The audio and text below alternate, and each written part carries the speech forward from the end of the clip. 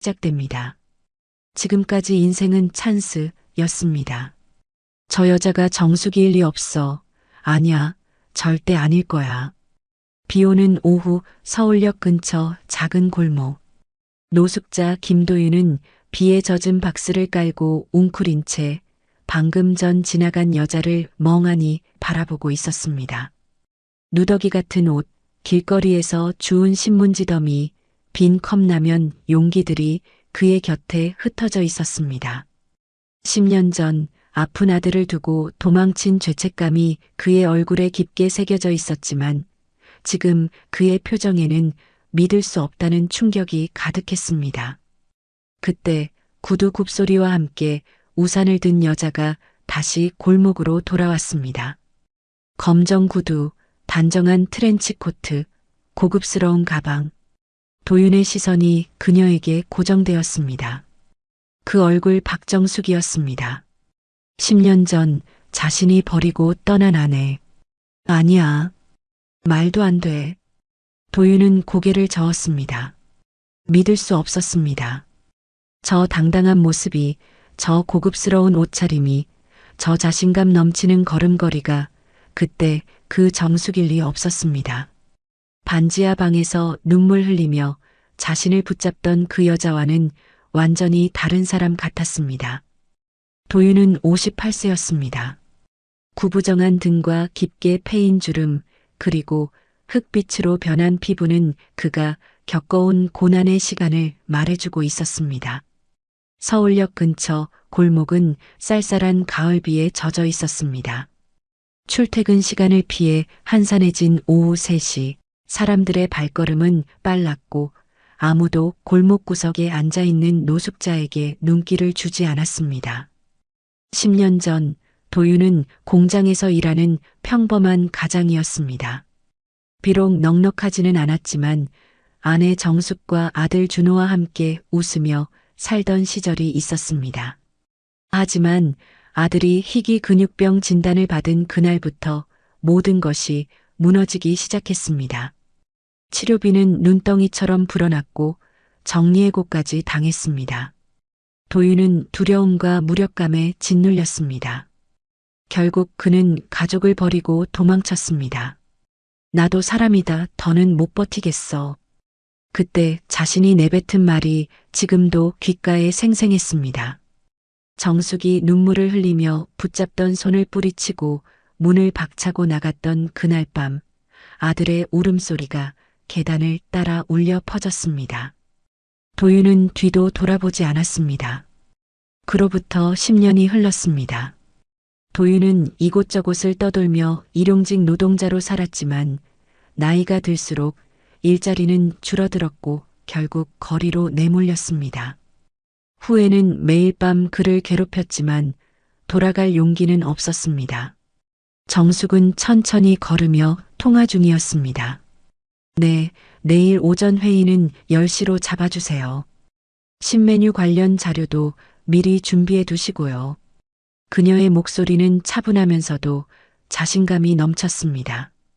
예전의 지친 모습은 어디에도 없었습니다. 도윤은 넋을 잃고 그녀를 바라보았습니다. 믿을 수 없었습니다. 저 사람이 정말 그때 그 정숙이란 말인가? 정숙은 골목 입구에서 잠시 멈춰섰습니다. 통화를 끝내고 가방에서 무언가를 꺼내려던 순간 그녀의 시선이 도윤과 마주쳤습니다. 아주 짧은 순간이었습니다. 1초도 채 되지 않았을지 모릅니다. 하지만 도윤은 그녀의 눈빛에서 무언가를 느꼈습니다. 놀람? 아니면 슬픔? 정숙은 표정 하나 변하지 않고 시선을 돌렸습니다. 그리고 다시 걸음을 옮겼습니다. 또각또각 구두 소리가 점점 멀어졌습니다. 도윤을 지나칠 때도 그녀는 고개조차 돌리지 않았습니다. 마치 처음 보는 사람처럼, 아니 아예 존재하지 않는 사람처럼 그를 지나쳤습니다. 도윤은 그 자리에 주저앉았습니다. 온몸에 힘이 빠졌습니다. 비에 젖은 박스가 더 축축해졌지만 느껴지지 않았습니다. 그저 텅 빈 가슴만이 아프게 울렸습니다. 정숙 너였구나. 그의 입술이 떨렸습니다. 그녀가 성공했다는 것을 한눈에 알 수 있었습니다. 옷차림, 걸음걸이, 통화 내용까지 모든 것이 달라져 있었습니다. 도윤이 도망친 그 10년 동안 정숙은 혼자 힘으로 일어섰고 성공했습니다. 아픈 아들을 돌보면서도 포기하지 않았습니다. 도윤은 떨리는 손으로 얼굴을 감쌌습니다. 후회가 밀려왔습니다. 왜 그때 도망쳤을까? 왜 버텨보지 않았을까? 만약 그때 함께 있었다면 지금쯤 자신도 그녀 옆에서 웃고 있지 않았을까? 하지만 현실은 잔인했습니다. 도윤은 비에 젖은 골목 끝에 앉아 식어버린 컵라면을 바라보고 있었고 정숙은 고급 승용차에 올라타 떠나가고 있었습니다. 그 거리는 단순히 몇 미터가 아니었습니다. 10년이라는 시간과 선택의 무게가 만들어낸 결코 좁힐 수 없는 거리였습니다. 비는 계속 내렸습니다. 도윤은 고개를 떨구고 중얼거렸습니다. 내가 그때 왜 도망쳤을까? 골목 끝, 가로등 불빛 아래 그의 그림자만이 길게 늘어져 있었습니다. 후회와 죄책감으로 가득 찬 그림자는 앞으로 펼쳐질 속죄의 시간을 예고하고 있었습니다. 나도 사람이다. 더는 못 버티겠어. 10년 전 그날 밤 도윤이 내뱉은 말은 정숙의 가슴에 비수처럼 박혔습니다. 2015년 겨울 좁은 반지하 방에서 도윤은 쌓여가는 병원 고지서를 바라보며 절망에 빠져 있었습니다. 아들 준호는 겨우 11살이었지만 희귀 근육병 진단을 받은 지 1년이 지나 있었습니다. 준호의 병은 점점 악화되고 있었습니다. 처음에는 계단을 오르내리는 것이 힘들어졌고 몇 달 후에는 걷는 것조차 버거워했습니다. 병원에서는 꾸준한 물리치료와 약물치료가 필요하다고 했지만 한 달 치료비만 해도 300만 원이 넘었습니다. 도윤의 공장 월급 300만 원으로는 생활비마저도 턱없이 부족했습니다. 여보, 우리 조금만 더 버텨봐요. 제가 일을 더 구해볼게요. 정숙은 눈물을 삼키며 도윤의 손을 잡았습니다. 하지만 도윤은 고개를 돌렸습니다. 매일 밤 아들의 신음소리를 들으며 쌓여가는 빚더미를 보며 그는 점점 무너져 내렸습니다. 그리고 2015년 가을 최악의 순간이 찾아왔습니다. 김도윤 씨, 미안하지만 이번 구조조정 명단에 들어갔어요. 공장장의 말에 도윤은 멍해졌습니다. 정리해고였습니다. 회사 경영이 어려워지면서 나이 많고 숙련도가 낮은 직원부터 정리하기로 했다는 것이었습니다. 15년을 일한 회사였지만 48세라는 나이는 짐이 되었습니다. 한 달치 임금과 퇴직금은 드릴게요. 새 직장 구하시는데 도움이 되길. 도윤은 퇴직금 봉투를 받아들고 공장을 나왔습니다. 손에 쥔 돈은 겨우 3천만 원 남짓. 이미 밀린 병원비와 카드값을 갚으면 반도 남지 않았습니다. 다음 날부터 도윤의 악몽이 시작되었습니다. 구직 사이트를 뒤지고 인력사무소를 찾아다녔습니다. 하지만 48세의 중년 남자를 원하는 곳은 없었습니다. 경력이 공장직이시네요? 죄송하지만 저희는 30대를 원합니다. 나이가 좀 많으시네요. 힘든 일인데 괜찮으시겠어요? 다음에 연락드리겠습니다. 거절은 정중했지만 결과는 똑같았습니다. 한 달, 두 달이 지나도 제대로 된 일자리는 구해지지 않았습니다. 도윤은 편의점 야간 알바, 전단지 돌리기, 대리운전 등 닥치는 대로 아르바이트를 했습니다. 하루 15시간을 일해도 월 200만 원이 고작이었습니다. 준호의 치료비는 계속 나갔고 통장 잔고는 바닥을 드러냈습니다.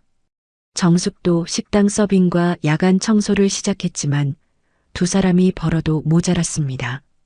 신용카드는 한도를 넘어섰고 대부업체에서 돈을 빌리기 시작했습니다.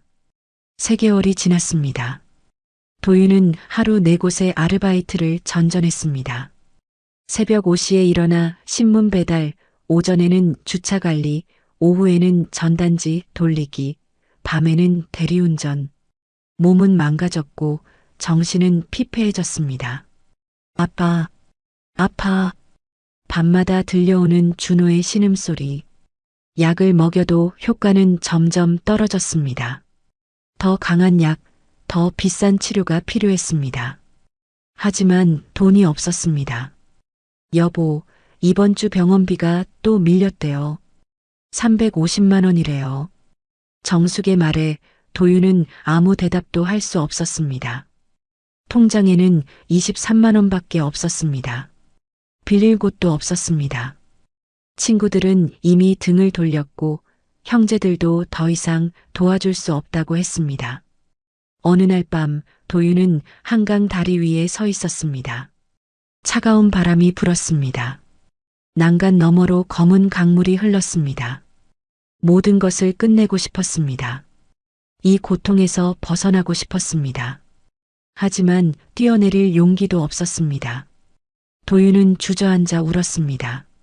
죽을 용기도 버틸 힘도 없었습니다. 그렇다면 남은 선택은 하나뿐이었습니다. 도망치는 것. 그날 밤 도윤은 집으로 돌아왔습니다. 대리운전을 마치고 새벽 3시에 귀가했을 때 정숙은 거실에서 눈물을 흘리며 앉아 있었습니다. 손에는 병원 독촉 전화 메모가 쥐어져 있었습니다. 여보.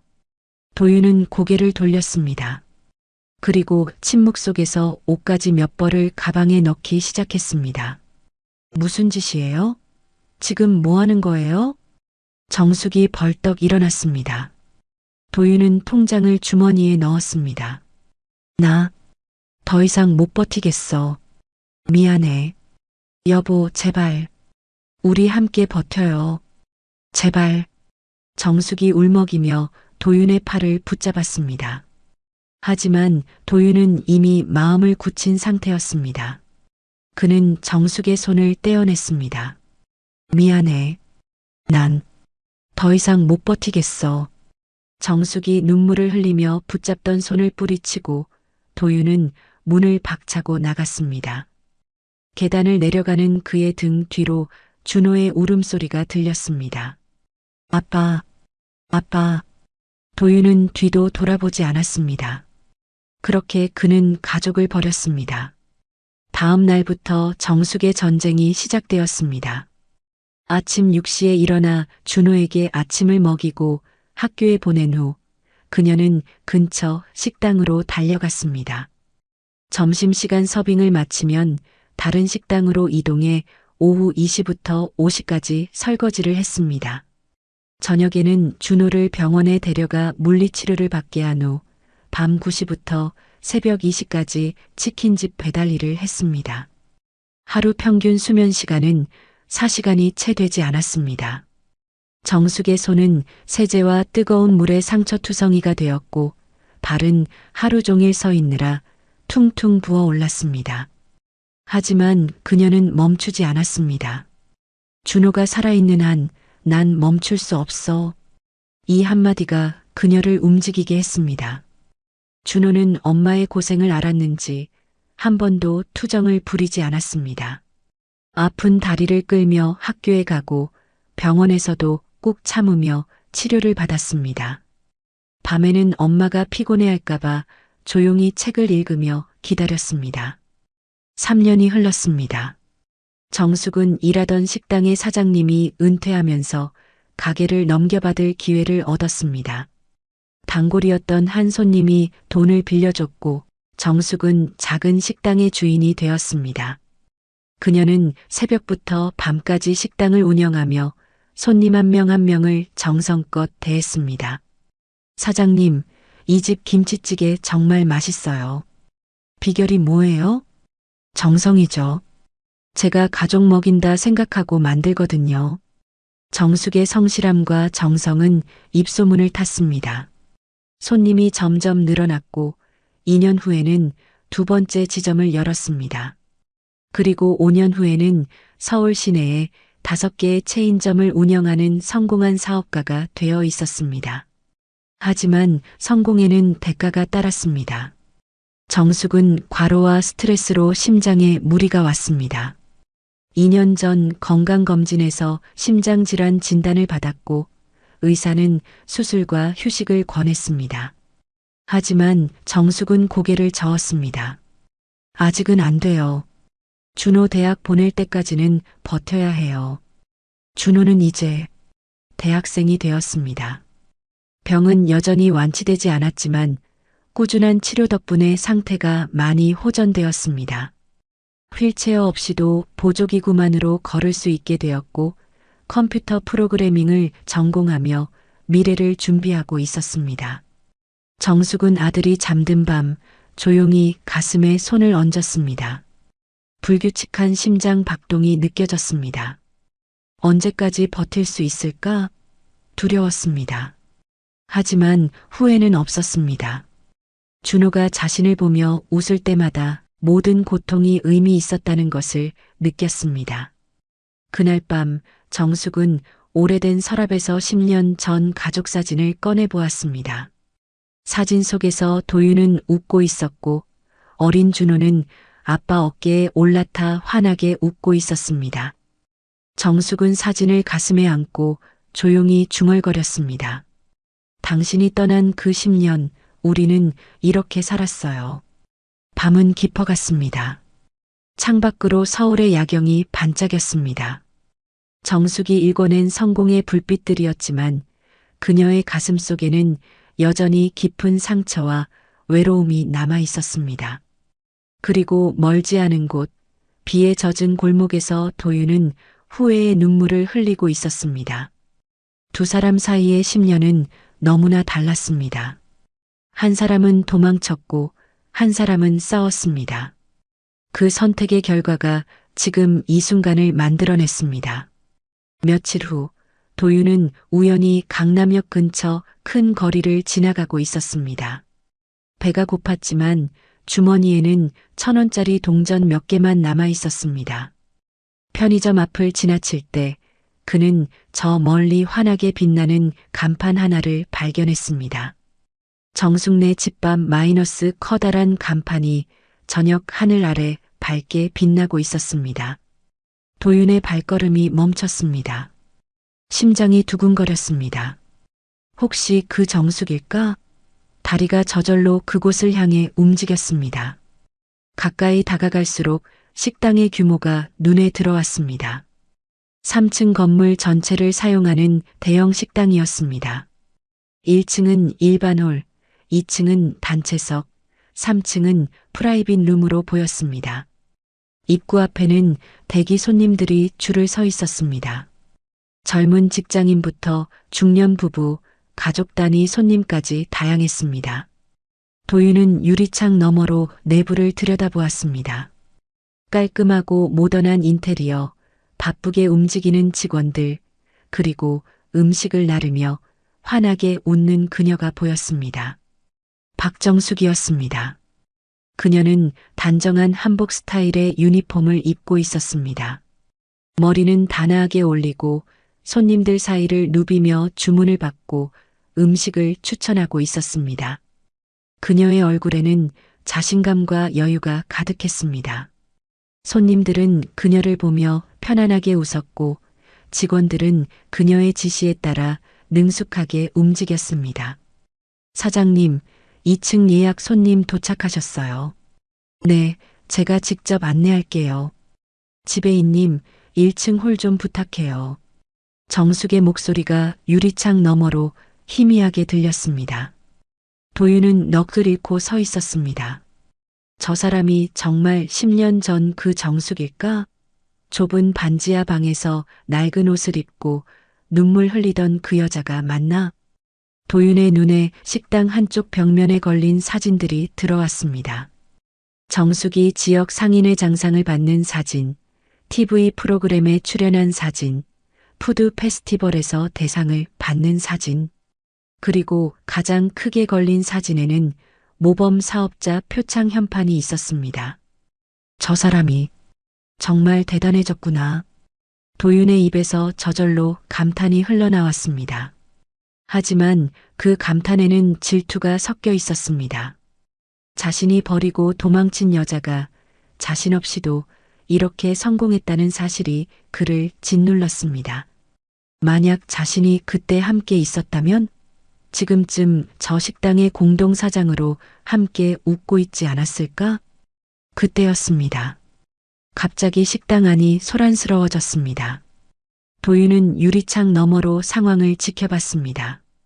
정숙이 손님에게 음식을 나르다가 휘청거렸습니다.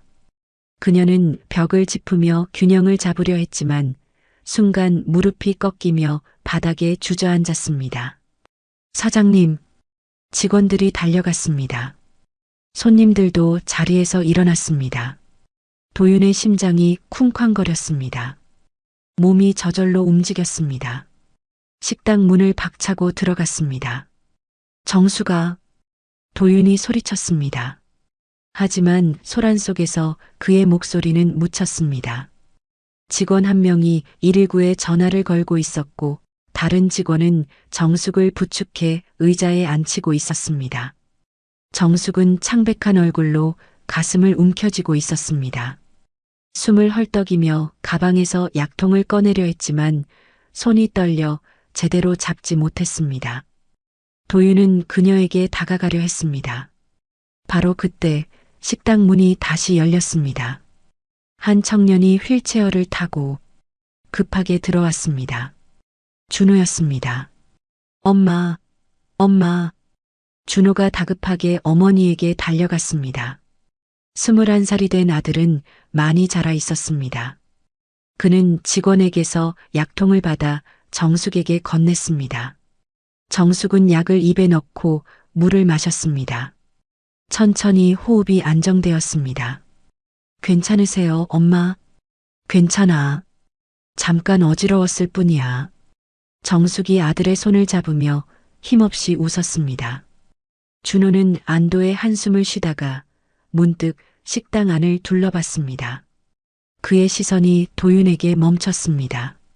도윤은 얼어붙었습니다. 준호는 낯선 남자가 자신과 어머니를 뚫어지게 바라보는 것을 보고 의아한 표정을 지었습니다. 그리고 어머니에게 물었습니다. 엄마, 저 사람 누구세요? 정숙이 고개를 들어 도윤을 바라보았습니다. 두 사람의 눈이 마주쳤습니다. 정숙의 눈빛에는 복잡한 감정이 교차했습니다. 분노, 슬픔, 그리고 피로. 몇 초의 침묵이 흘렀습니다. 도윤은 숨을 죽였습니다. 심장이 터질 것 같았습니다. 정숙은 천천히 시선을 거두고 차갑게 말했습니다. 모르는 사람이야. 그 한마디가 도윤의 가슴을 찔렀습니다. 준호는 고개를 끄덕이고 다시 어머니에게 집중했습니다. 그때 직원 한 명이 도윤에게 다가왔습니다. 그는 도윤의 누더기 같은 옷차림과 냄새를 눈치채고 난처한 표정을 지었습니다. 저기, 손님 죄송하지만 다른 손님들께서 불편해하실 것 같아서요. 양해 부탁드립니다. 직원의 목소리는 정중했지만 의미는 명확했습니다. 나가달라는 것이었습니다. 도윤은 고개를 끄덕이고 천천히 뒤로 물러났습니다. 식당 문을 나서면서 마지막으로 뒤를 돌아봤습니다. 준호가 어머니를 부축해 2층으로 올라가고 있었습니다. 정숙은 한 번도 도윤을 돌아보지 않았습니다. 모르는 사람. 도윤은 중얼거리며 골목으로 걸어갔습니다. 10년 전 자신이 가족을 버렸습니다. 그리고 지금 정숙은 그를 모르는 사람이라고 했습니다. 당연한 결과였습니다. 자신이 선택한 도망의 대가였습니다. 도윤의 눈에서 눈물이 흘러내렸습니다. 아들이 쓰러진 어머니를 걱정하며 달려가는 모습, 정숙이 약을 먹으며 힘겹게 버티는 모습, 가리고 모르는 사람이라는 차가운 말. 모든 것이 그를 짓눌렀습니다. 내가 왜 그때 도망쳤을까? 밤거리는 차가웠습니다. 도윤은 공원 벤치에 앉아 하늘을 올려다보았습니다. 별 하나 보이지 않는 서울의 밤하늘. 그의 미래도 그렇게 캄캄했습니다. 후회는 독처럼 그를 잠식했지만 되돌릴 수 없었습니다. 식당 정숙네 집밥의 불빛만이 멀리서 환하게 빛나고 있었습니다. 도윤이 버린 가족이 일궈낸 성공의 증거였습니다. 그리고 그가 결코 다시 돌아갈 수 없는 곳이기도 했습니다. 도윤 씨? 그날 밤 도윤은 서울역 근처 골목에서 버려진 신문지를 모으고 있었습니다. 밤이 깊어지면서 기온이 떨어졌고 추위를 견디려면 신문지라도 더 모아야 했습니다. 그때 익숙한 구두 소리가 골목 입구에서 들려왔습니다. 도윤이 고개를 들었습니다. 정숙이었습니다. 검정색 코트를 입고 가방을 든 그녀가 골목 안으로 천천히 걸어 들어왔습니다. 도윤은 얼어붙었습니다. 왜 여기에? 어떻게 자신을 찾았을까? 정숙은 도윤 앞에 멈춰 섰습니다. 그녀의 얼굴은 피곤해 보였습니다. 눈 밑에는 다크서클이 짙게 깔려 있었고 얼굴은 창백했습니다. 며칠 전 식당에서 봤을 때보다 훨씬 지쳐 보였습니다. 어떻게? 도윤이 떨리는 목소리로 말을 꺼내려 했지만 정숙이 먼저 입을 열었습니다. 며칠 전부터 당신을 봤어요. 식당 앞에서. 정숙의 목소리는 담담했습니다. 분노도 원망도 없었습니다. 그저 깊은 피로가 묻어났습니다. 그녀는 가방에서 봉투 하나를 꺼내 도윤 앞에 내밀었습니다. 따뜻한 빵과 우유가 들어 있었습니다. 먹어요. 아직 따뜻할 거예요. 도윤은 봉투를 받지 못했습니다. 손이 떨렸습니다. 자격이 없었습니다. 자신이 버린 여자가 자신에게 음식을 건네고 있다는 사실이 가슴을 짓눌렀습니다. 정수가, 미안해.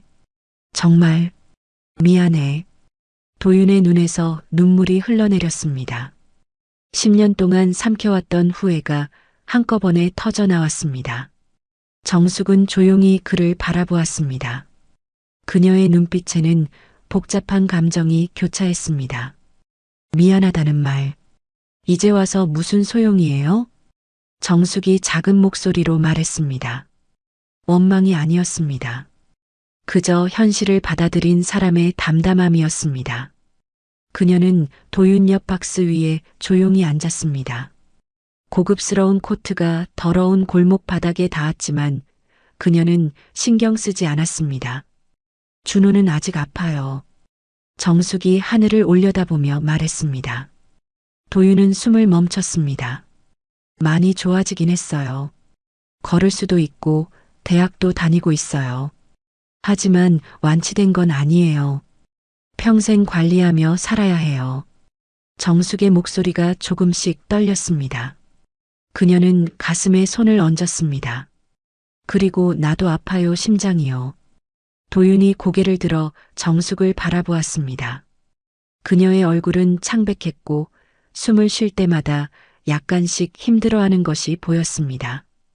2년 전에 진단받았어요. 심장질환. 의사는 바로 수술하라고 했는데 수술 성공률이 30%밖에 안 된대요. 정숙은 쓴웃음을 지었습니다. 그녀는 가방에서 작은 약통을 꺼내 보여줬습니다. 도윤은 떨리는 손으로 약통을 바라봤습니다. 30%면 그래도 희망이 있는 거 아니야?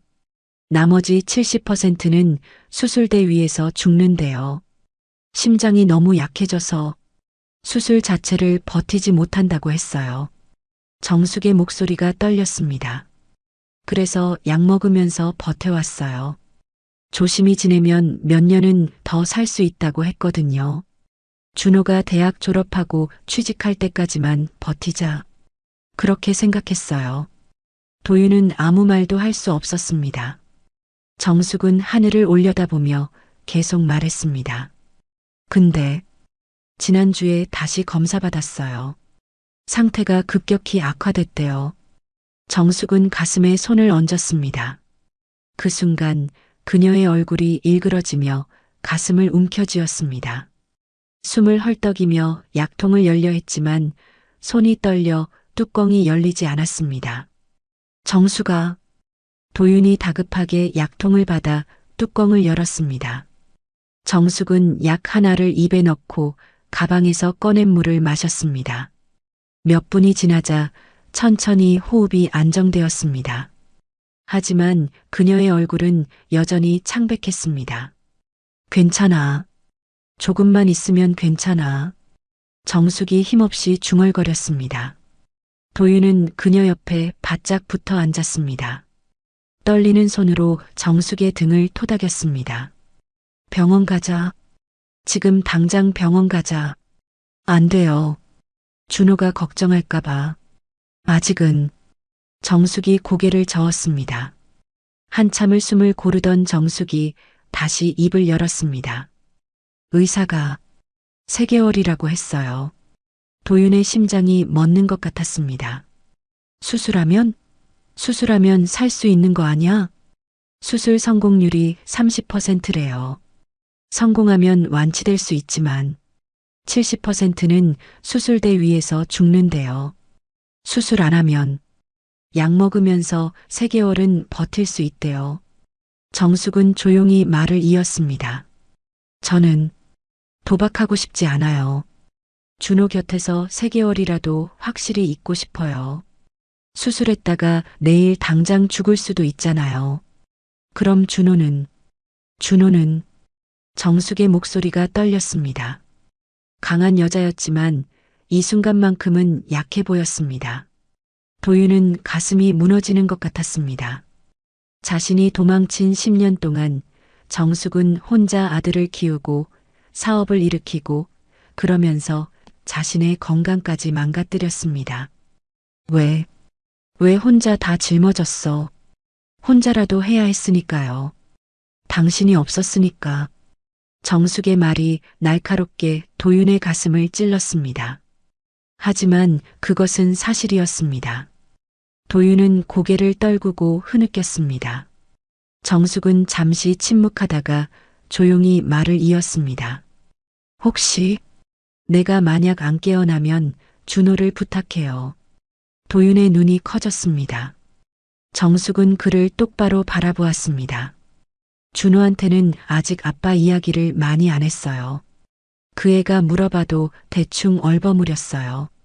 하지만 제가 만약 없어지면 준호 옆에 있어줄 사람이 필요해요. 정숙의 목소리가 떨렸습니다. 강한 여자였지만 이 순간만큼은 약해 보였습니다. 그녀는 혼자 모든 것을 감당해왔지만 이제 한계에 다다른 것 같았습니다.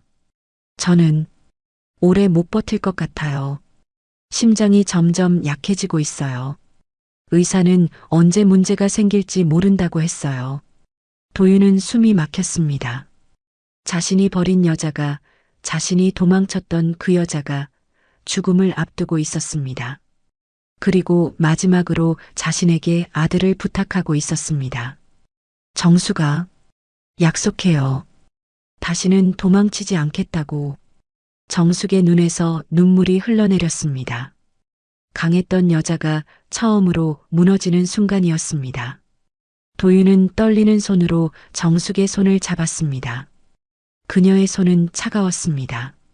다시는 도망치지 않을게. 이번엔 반드시 지킬게. 준호를, 우리 아들을 지킬게. 도윤의 목소리는 확고했습니다. 10년 만에 처음으로 책임을 받아들이는 순간이었습니다. 정숙은 고개를 끄덕이며 천천히 일어섰습니다. 고마워요. 그리고 미안해요. 식당에서 모르는 사람이라고 한 것.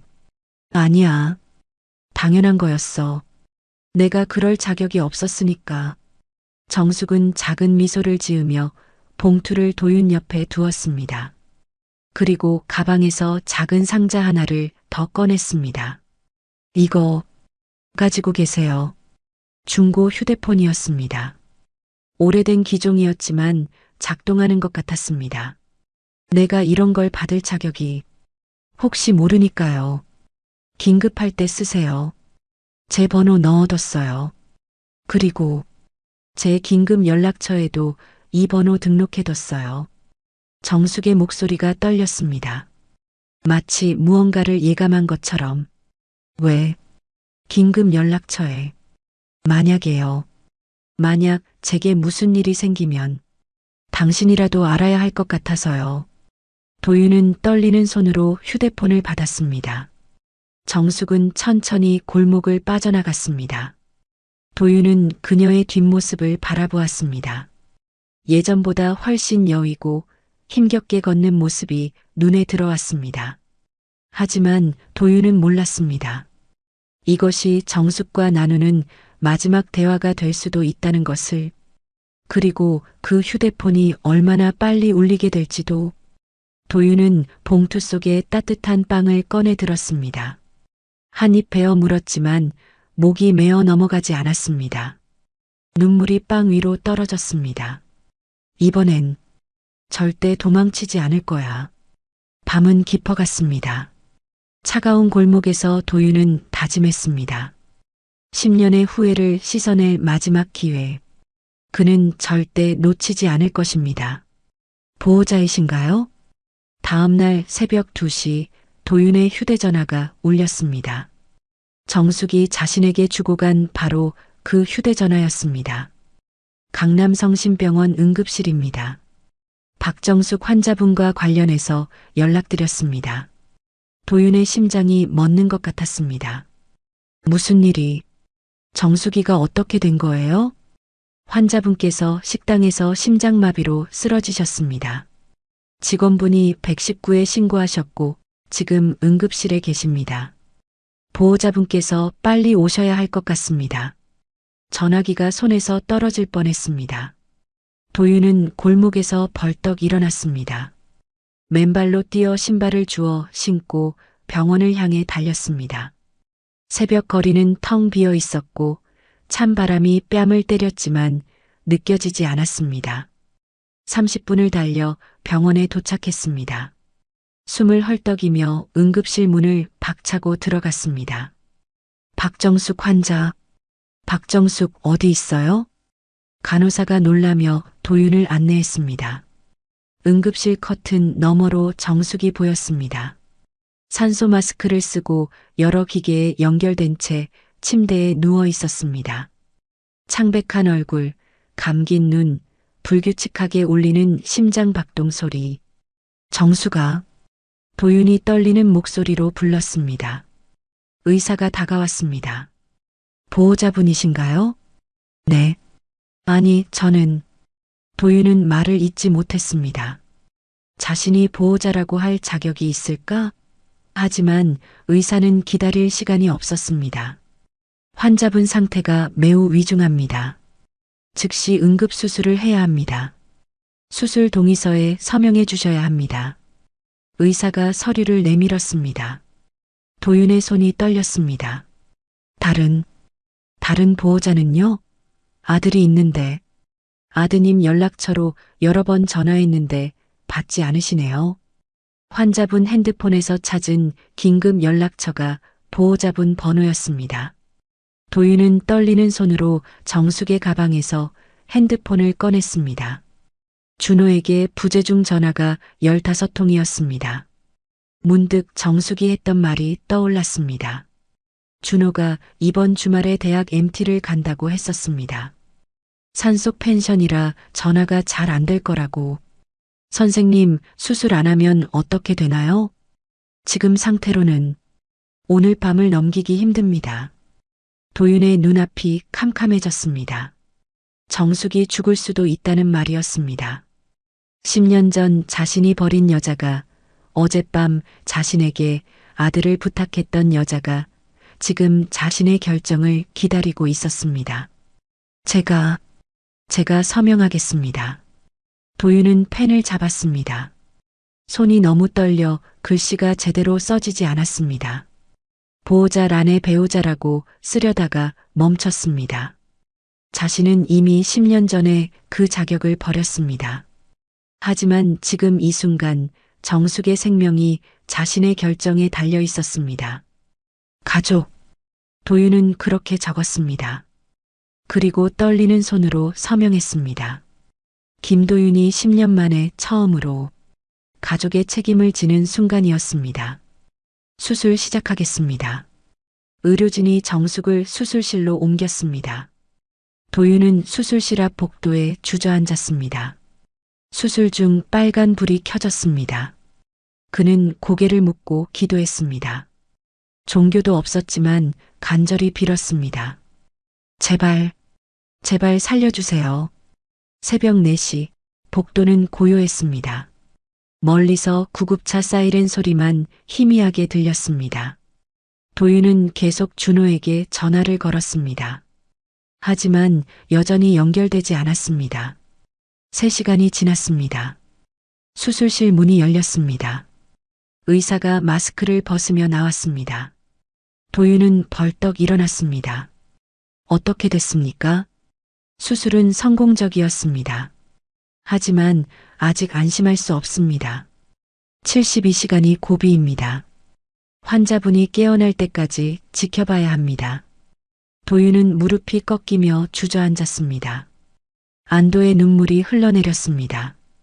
감사합니다. 정말 감사합니다. 정숙은 중환자실로 옮겨졌습니다. 도윤은 유리창 너머로 그녀를 바라보았습니다. 여전히 의식이 없었지만 가슴은 규칙적으로 오르내렸습니다. 살아있었습니다. 오전 8시 복도에서 급한 발소리가 들렸습니다. 엄마, 엄마 어디 있어요? 준호였습니다. 친구의 차를 얻어 타고 급하게 온 것 같았습니다. 옷도 제대로 못 입고 땀범벅이 되어 있었습니다. 준호는 중환자실을 찾아 유리창에 손을 대며 어머니를 불렀습니다. 엄마, 엄마. 도윤은 조용히 다가갔습니다. 준호가 도윤을 보고 깜짝 놀랐습니다. 당신은 식당에서 봤던 나는 내 아버지다. 어젯밤 병원에서 연락 왔을 때 내 어머니 수술 동의서에 내가 서명했다. 준호의 눈이 커졌습니다. 믿을 수 없다는 표정이었습니다. 도윤은 고개를 숙였습니다. 미안하다. 정말 미안하다. 하지만 이번에는 도망치지 않을 거다. 내 어머니를 그리고 너를 지킬 거다. 준호는 복잡한 표정으로 도윤을 바라보다가 다시 유리창 너머 어머니에게 시선을 돌렸습니다. 눈물이 뺨을 타고 흘러내렸습니다. 두 사람은 말없이 중환자실 앞에 서 있었습니다. 도윤과 준호 10년 만에 아버지와 아들이 다시 만났습니다. 하지만 그들 사이에는 아직 넘어야 할 시간의 벽이 있었습니다. 중환자실 안에서 정숙은 조용히 눈을 감고 있었습니다. 그녀가 깨어날 때 세 사람의 운명이 결정될 것입니다. 엄마, 제발 눈 떠주세요. 72시간이 지났습니다. 준호는 중환자실 밖에서 하루 종일 어머니를 기다렸습니다. 도윤도 그 옆을 지켰습니다. 두 사람은 거의 말을 나누지 않았습니다. 서로를 의식하면서도 정숙만을 바라보았습니다. 사흘째 되는 날 오후 정숙의 손가락이 움직였습니다. 간호사가 급히 의사를 불렀고 곧 정숙이 천천히 눈을 떴습니다. 희미하게 주변을 둘러보던 그녀의 시선이 유리창 너머의 준호를 발견했습니다. 준호. 작은 목소리였지만 준호는 그 소리를 들었습니다. 눈물이 터져 나왔습니다. 엄마, 엄마. 의사의 허락을 받고 준호가 중환자실로 들어갔습니다. 도윤은 유리창 너머에서 그 모습을 지켜봤습니다. 정숙이 아들의 손을 잡고 미소 짓는 모습, 준호가 어머니의 손에 얼굴을 묻고 우는 모습. 그때 정숙의 시선이 유리창 너머의 도윤을 발견했습니다. 두 사람의 눈이 마주쳤습니다. 정숙은 작게 고개를 끄덕였습니다. 고맙다는 뜻이었습니다. 일주일 후 정숙은 일반 병실로 옮겨졌습니다. 회복 속도는 느렸지만 생명에는 지장이 없었습니다.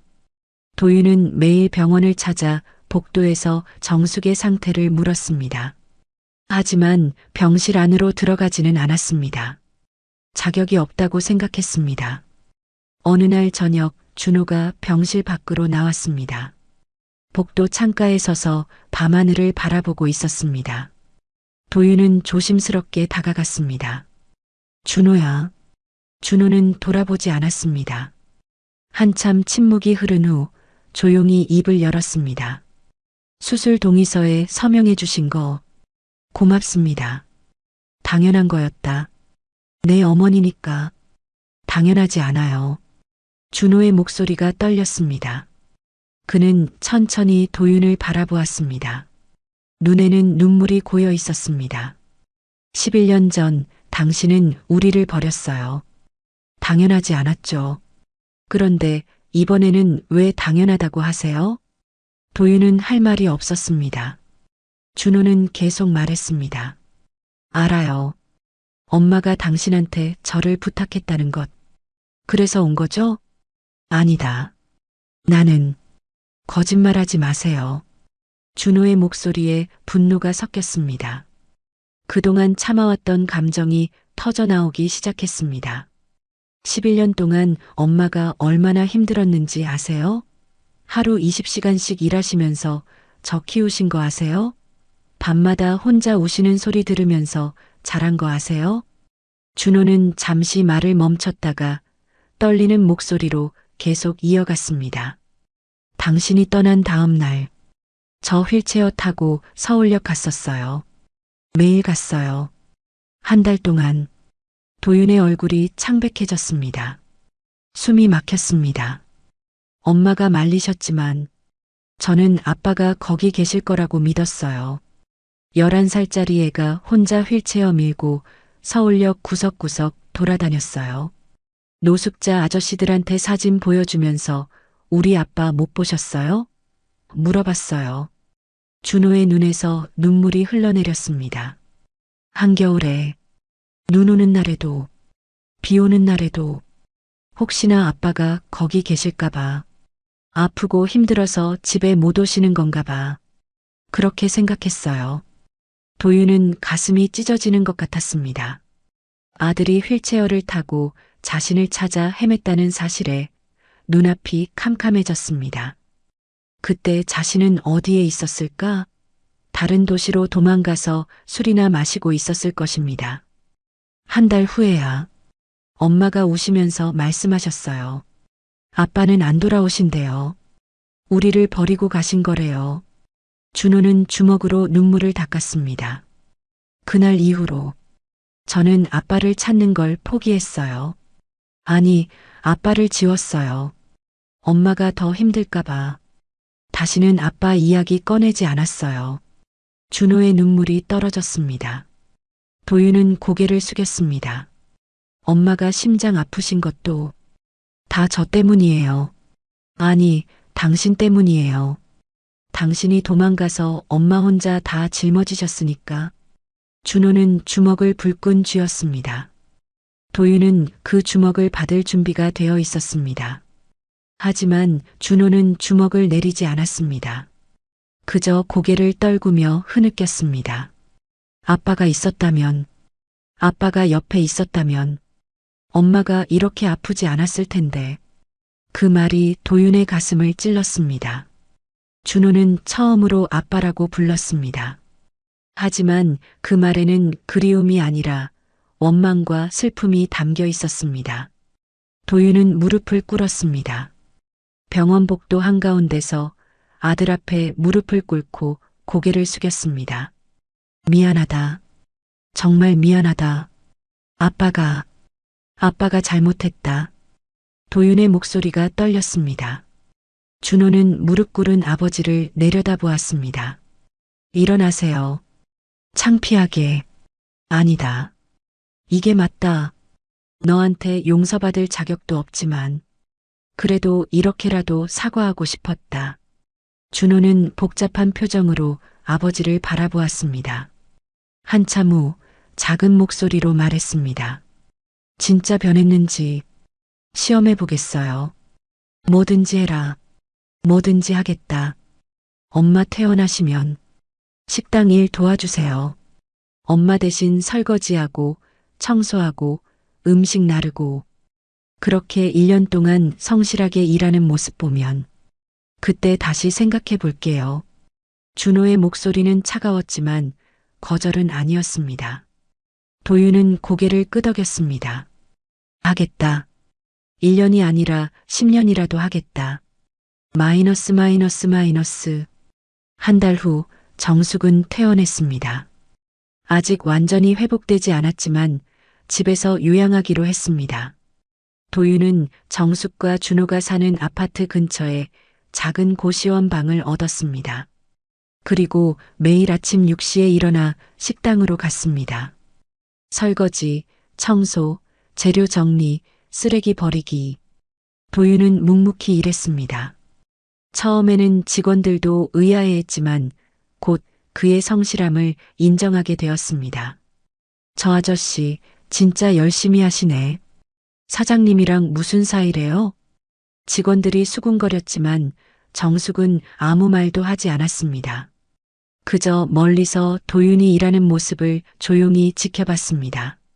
석 달이 지났습니다. 도윤의 손은 세제와 뜨거운 물에 거칠어졌고 허리는 구부러졌습니다. 하지만 그는 한 번도 불평하지 않았습니다. 이것이 속죄의 시간이라는 것을 알았습니다. 어느 날 저녁 마감 후 식당에서 준호가 도윤을 찾아왔습니다. 도윤은 주방에서 마지막 설거지를 하고 있었습니다. 아빠, 준호가 조용히 불렀습니다. 도윤은 손을 멈추고 돌아봤습니다. 준호는 테이블에 음식 2그릇을 놓았습니다. 신메뉴 드셔보실래요? 엄마가 새로 개발한 거래요. 도윤의 눈에서 눈물이 흘러내렸습니다. 준호가 처음으로 부드러운 목소리로 아빠라고 불렀습니다. 그리고 함께 밥을 먹자고 했습니다. 그래. 엄마도 우리 보고 좋아하실 거야. 두 사람은 나란히 앉아 밥을 먹었습니다. 어색했지만 따뜻했습니다. 주방 입구에서 정숙은 그 모습을 조용히 바라보았습니다. 가슴에 손을 얹으며 작은 미소를 지었습니다. 이제야 가족 같네. 정숙은 중얼거렸습니다. 심장은 여전히 아팠지만 마음은 조금 가벼워졌습니다. 10년의 상처가 완전히 아물지는 않았지만 적어도 치유는 시작되었습니다. 창밖으로 겨울 석양이 물들고 있었습니다. 식당 정숙네 집밥의 불빛이 따뜻하게 거리를 비쳤습니다. 그 안에서 세 사람은 조금씩 천천히 다시 가족이 되어가고 있었습니다. 도윤은 후회만이 아닌 속죄와 사랑의 힘으로 남은 삶을 살겠다고 다짐했습니다. 준호의 옆에서, 정숙의 곁에서 이번에는 절대 도망치지 않을 것입니다. 오늘 이야기도 끝까지 함께 해주셔서 진심으로 감사드립니다. 여러분의 구독과 좋아요는 저에게 큰 힘이 됩니다. 또 이 영상을 어느 지역에서 보고 계신지 댓글로 남겨주시면 더욱 반갑게 인사드리겠습니다. 항상 함께 해주셔서 감사드리며 여러분의 빛나는 인생은 지금부터 시작됩니다.